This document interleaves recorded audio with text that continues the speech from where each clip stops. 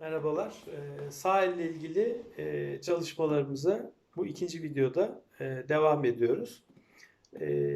Sağ elde bir önceki videoda sağ elin konumu e, ve sağ elimizi nasıl kullanacağımızla ilgili biraz bahsetmiştik. Şimdi onun devamı olarak bu çalışmaları sürdüreceğiz. Burada sağ elde ilk başlangıçta boş tel çalışmaları yapacağız ve yani boş tel çalışmalarıyla birlikte sağ elin tekniğini daha önce bahsettiğimiz konuları biraz daha pekiştirmeye çalışacağız. Şimdi burada e, sağ elin konumuyla ilgili olarak e, hangi tekniği kullandığımızdan bahsetmiştik. Tirando tekniği. Teli çekerek e, tirando karşılığı İngilizce free stroke olarak geçer. Yani bu da metotlarda karşınıza çıkabilir. Dolayısıyla tirando ya da free stroke kullanılabilir. Serbest çalım da diyebiliriz. Tam Türkçe karşılığını biraz daha üzerinde düşünülebilir. Şimdi burada e, sağ elde tirando tekniğinin somut bir şekilde tam olarak anlayabilmemiz için bahsetmiştik. A parmağımız birinci telde, M parmağımız ikinci telde, bir tel atlıyorum. İ parmağım üçüncü telde ve P parmağımda, baş parmağımda üçüncü telde. Dolayısıyla bunu yakalamış oluyorum. Burada tabii gitarın konumuyla ilgili olarak da biraz üzerinde konuşmamızda fayda var. Şimdi gitarın gövdesi burada belirleyici nokta. Yani şu kısım gitarı eğer yukarıda tutarsak bakın hem kolum hem omzum çok yukarıda kalıyor ve pek de rahat bir e, şey sağlamış olmuyor bana. Çok aşağıda olursa da yine aynı şekilde ben bir denge oluşturacak şekilde gitarın gövdesini biraz böyle aşağıya doğru bırakarak şu sağ bacağımı da biraz hafif sağa doğru alarak ona bir alan açıyorum ve burada hem sağ omzumu hem kolumu hem de elimi rahat yerleştirebileceğim şekilde bir alan oluşturmuş oluyorum. Ve sonrasında tekrar e, A parmağım birinci telde, M parmağım ikinci telde, İ parmağım dördüncü telde, yani üçüncü teli atladım. P parmağım da üçüncü telde. Ve bunu yakaladıktan sonra e, baş parmağımı bir üst tele çıkarttım. Şimdi en alt telden tekrar başlıyorum. Bu arada tabii boş tel çalışmaları yapacağımızı söylemiştim. Burada en alt tel mi teli, yani birinci tel. Biz aşağıdan yukarı doğru sayıyoruz ve birinci tel mi, dört tane mi çalıyorum. Hem böylece tel isimlerini de iyice pekiştirmiş olacağız. Sonra e, avucumuzun içine doğru hareketle bu konuyu iyice zihnimize, hafızamıza yerleştiriyoruz. Burada parmaklarım önce serbest konumunda, sonra tele temas ediyor.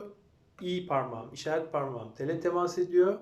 Sonra çalıyorum, ses elde ediyorum, avucumun içine kadar götürüyorum ve sonra serbest bırakıyorum. Tekrar eski başladığı yere geliyor. Serbest konum, temas, avucumun içine kadar gitti ve serbest kaldı. Serbest konum birinci aşama, temas ikinci aşama, avucumun içine doğru gitti 3 ve serbest kaldı 4. Dörder kere çalalım. Mi, mi, mi, mi boş tel. Bunu sadece i parmağımla yapıyorum. İşaret parmağımla. İyice buna alışıyorum. Sonra m parmağımla yapıyorum.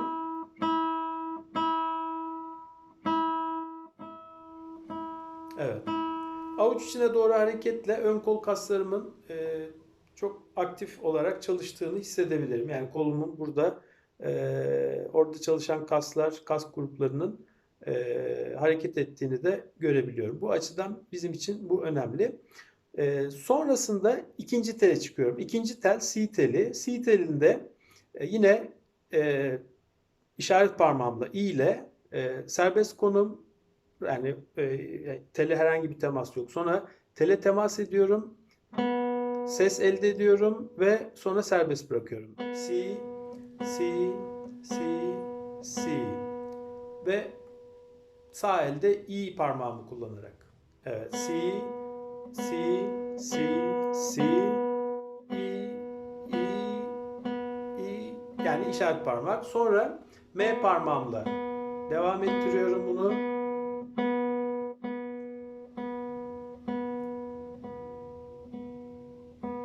Böyle farklı nüanslar hafif çalabilirsiniz. Çok kuvvetli çalmadan biraz böyle hafif e, çalarsak yine sağ eldeki enerji miktarını da ayarlama şansımız olur. Sonra üçüncü tele çıkıyorum. Aynı işlemi burada yapıyorum.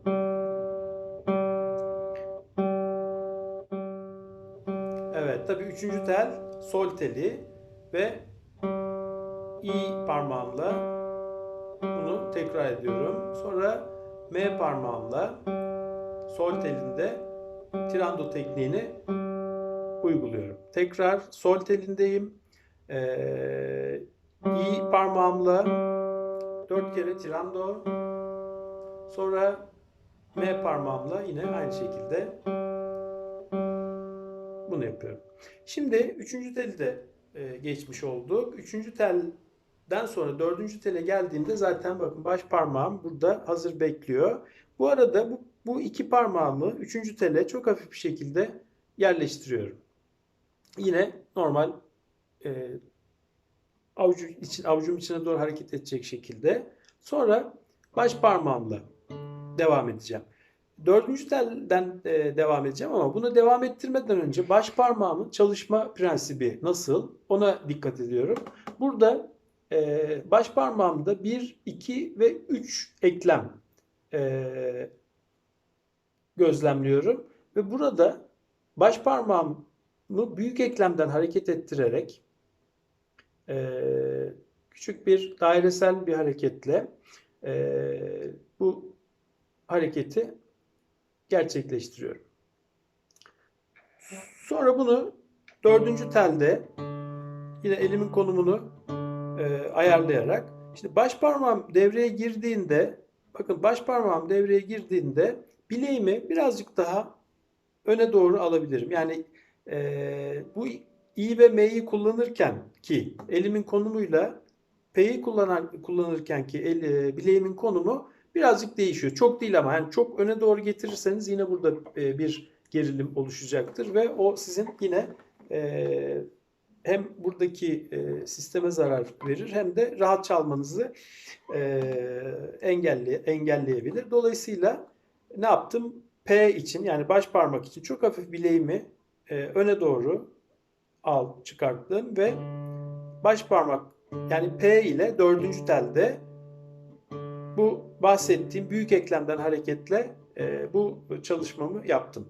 Tabii bu şu anda dördüncü teldeyim ve R telindeyim. Evet.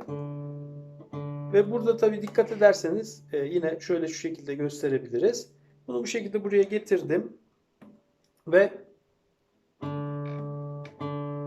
yine 4 kere R telinde P parmağımla bu işlemi gerçekleştirdim. Sonrasında 5. tele çıkıyorum ve bu da La teli. Aynı şekilde bunu da tekrar etmiş oluyorum ve böylece 5. tel La telini de öğrenmiş oldum. Sonra 6. tel Mi ve Mi'ye geldiğimde bakın bileğim biraz daha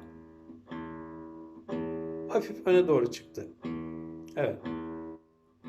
Bu arada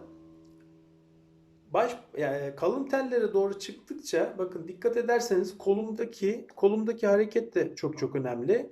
Bakın 4. telden geliyorum, çalıyorum 4 kere. 6. tele geldiğimde biraz daha şu şekilde kolumu hareket ettirerek baş parmağıma hem alan açmış oluyorum hem de daha rahat hareket etmesini sağlamış oluyorum. Şimdi tekrar dördüncü telden, R telinden başlayalım ve P parmağımla yine tirando tekniğini uyguluyorum.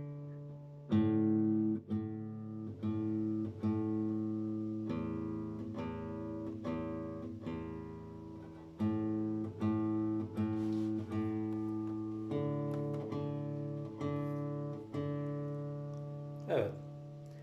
Şimdi şu ana kadar öğrendiklerimizi en baştan tekrar alalım. Sağ elde tirando tekniğiyle boş tel çalışmaları yaptık ve bunu yaparken bu sağ eldeki pozisyonumuzu biraz daha somutlaştırmak için A parmağım birinci tel, M parmağım ikinci tel, I dördüncü tel, bir tel atladım, P parmağım da üçüncü tel. Yani bunu sağ elimin konumunu biraz daha zihnime daha iyi yerleştirmek adına bu yöntemi kullandım ve sağ elle ilgili bana pozisyonumla ilgili, konumla ilgili epeyce bir fikir verdi. Sonra baş parmağımı P'yi dördüncü tele götürdüm ve diğer parmaklarımı serbest bıraktım. Sonrasında 4 aşamalı serbest konum, temas, çaldım, ses çıkarttım ve serbest bıraktım tekrar. Eski yerine geldi. Şimdi buna dikkat ederek birinci telden yani mi telinden 6. tele kadar öğrendiklerimizi tekrar ediyoruz. İ parmağım, şimdi M parmağım. Şimdi ikinci tel.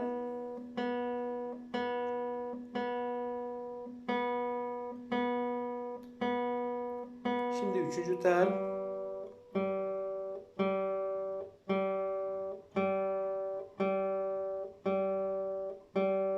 Şimdi bunları buraya yerleştirdim. Dördüncü tel P. Büyük eklemden hareket ettirerek.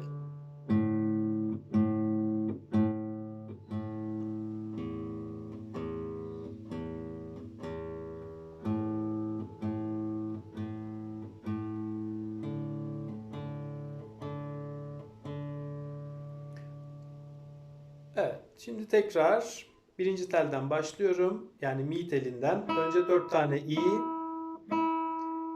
4 tane M. Şimdi ikinci tel Si teline geçtim.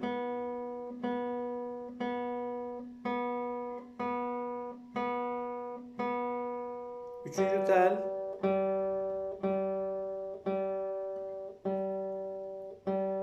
Biraz daha yavaş yapıyorum.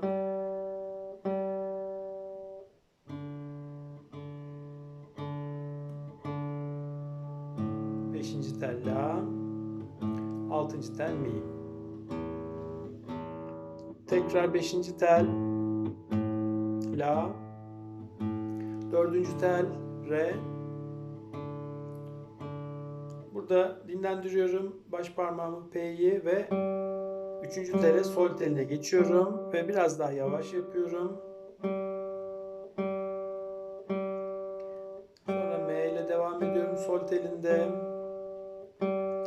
Şimdi ikinci tele gidiyorum Si.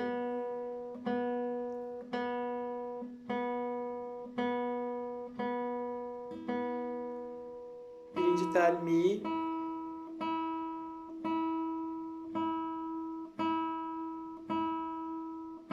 Evet, bu şekliyle sağ eldeki boş tel çalışmalarını tamamlamış oldum. Bir kere daha tekrar etmek gerekirse sağ elle ilgili yine kolum ve omzum, bütün vücudum dikkate almam gereken faktörler şeyle ilgili, vücutla ilgili. Sonra gitarın gövdesini sağ bacağımı hafif sağa alarak alan açıyorum ve biraz daha şöyle evet şu şekilde biraz gitarın gövdesini aşağı doğru indirerek koluma ve omzuma bir alan yaratmış oluyorum. Çok aşağıda olmayacaktı, çok yukarıda da olmayacaktı. O dengeyi sağlayacak şekilde bunu ayarlıyorum. Ve sonrasında yine sahilde Tirando konumuyla başladık boş tel çalışmalarına. Ve bunun içinde işte şöyle bir yöntemden bahsettik. A parmağımız birinci tel, M parmağımız ikinci tel, İ parmağım bir tel atlıyor dördüncü tel ve P parmağımı da üçüncü tele yerleştiriyorum. Ve genel olarak sağ ile ilgili ortalama bir şey kendi parmak yapıma göre, kolum, elimin yapısına göre bir şey bulmuş oluyorum. Ve sonrasında dördüncü teli yukarı çıkartıp bütün bu bahsettiğimiz konulara dikkat ederek birinci telden, mi telinden altıncı tele kadar olan bu bahsettiğimiz egzersizleri tekrar etmiş oluyoruz ve sağ elle ilgili bu temel konumuzu, çalışmamızı tamamlamış oluyoruz.